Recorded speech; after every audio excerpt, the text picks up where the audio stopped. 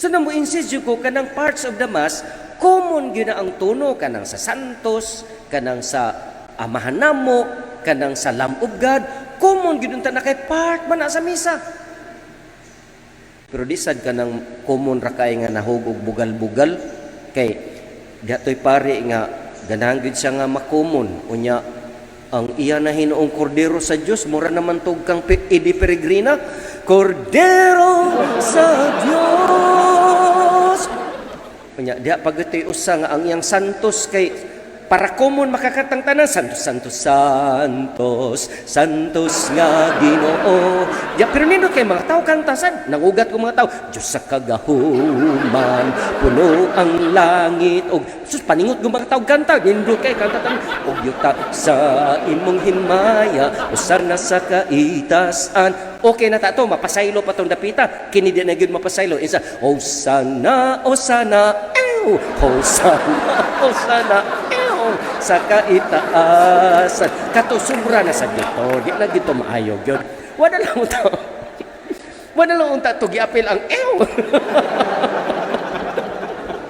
so di po na to i-exaggerate kay nawa pod ang sacredness o holiness. Prayer baya na nya gihimo-gihimong katawanan.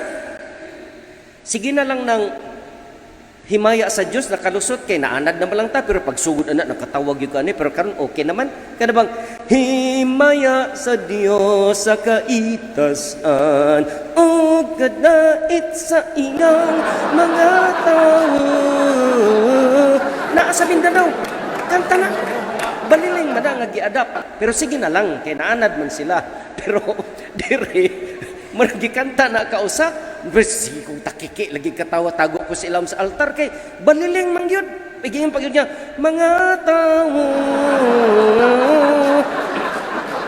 but we can forgive that man.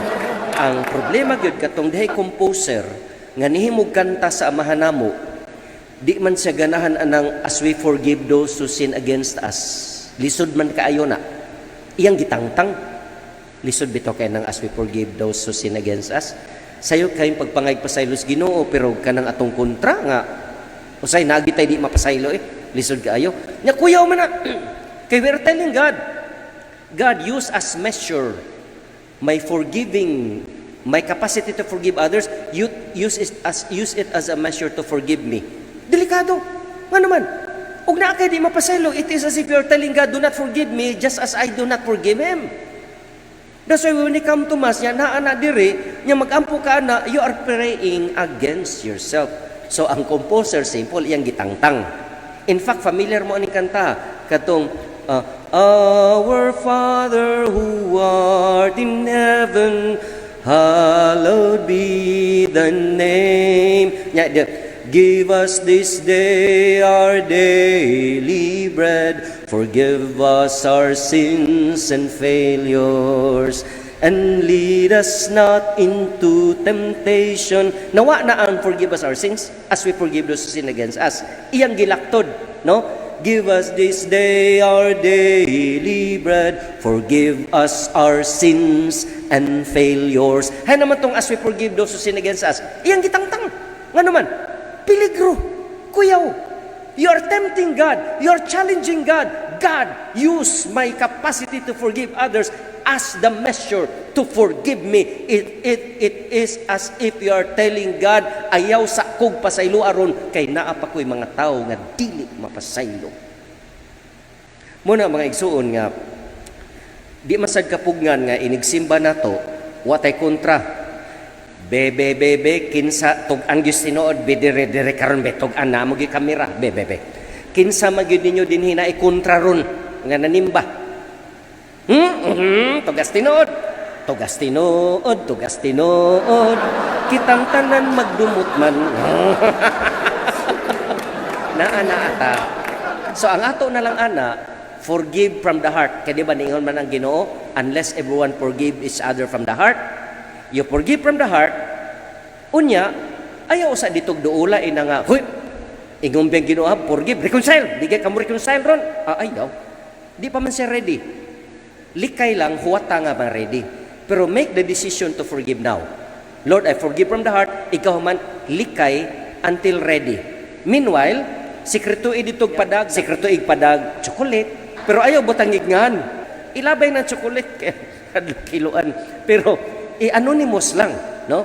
Kay madugay ana musopin maginang heart kay namsay mo marites minsan kay babot ka sa nagpadaan ako sikon ha wa na hormon na silas pagdigwa-digwa nya nagpanilap day kay gikwangan nya madugay mamalandong na moingon hala no kanang basin baya day gwa na no pasig ako biya kay tong sapod may kwan biya pod may sabi apod ko no ug buton ako naon murag ako masagit itong saba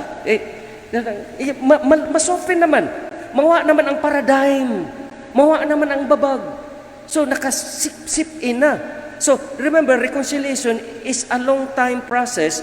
God understands nga mo process po na di na nga wa siya mag-expect nga magikiro ta nga makapasaylo dayon ta forgive lang usa from the heart and then likay and make secret moves towards reconciliation. This way the Lord's Prayer as important model of all prayers mutalab mudut gyud sa atong kinabuhi ug magdulot kini og pagbag-o and who knows one day like Pedro kang lungsod we will be called to the highest realm of martyrdom by that time because we are prepared we can say yes as San Pedro kang lungsod did.